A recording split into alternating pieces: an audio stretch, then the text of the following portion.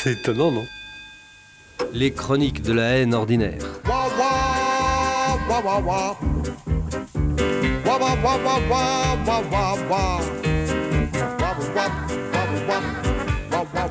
J'étais littéralement fou de cette femme.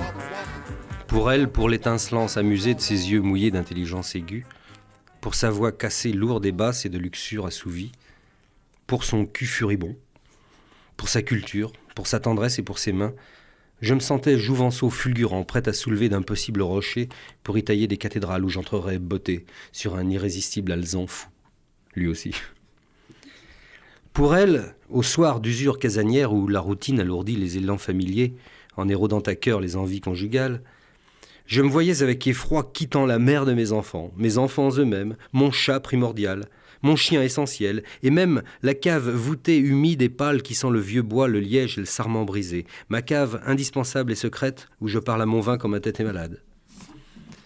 Et qu'on n'éclaire qu'à la bougie pour le respect frileux des traditions perdues et de la vie qui court dans les 1000 flacons au nom magique de châteaux occitans et de maisons burgondes.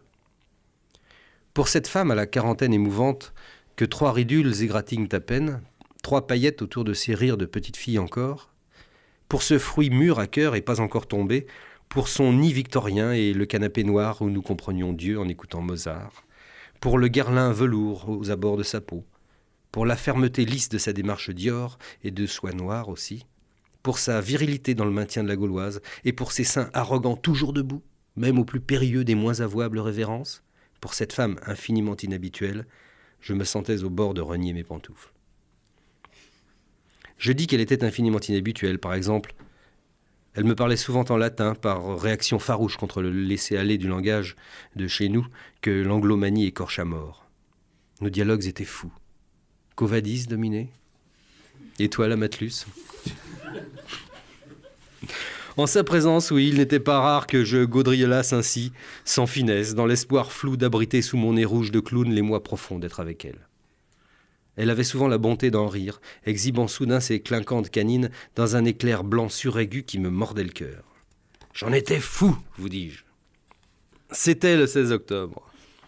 Ce jour-là, je l'emmenais déjeuner dans l'antre bordelais d'un truculent saucier qui ne sert que 6 tables au fond d'une impasse endormie du 15e arrondissement de Paris où j'ai mes habitudes.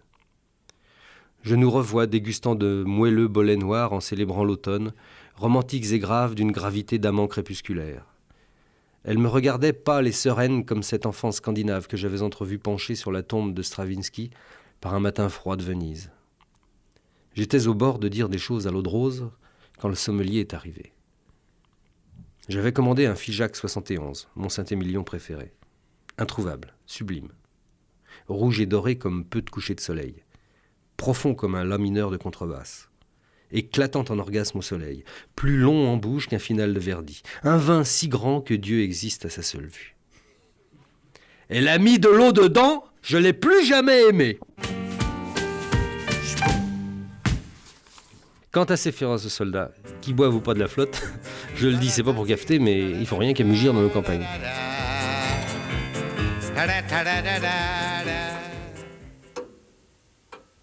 C'est étonnant, non?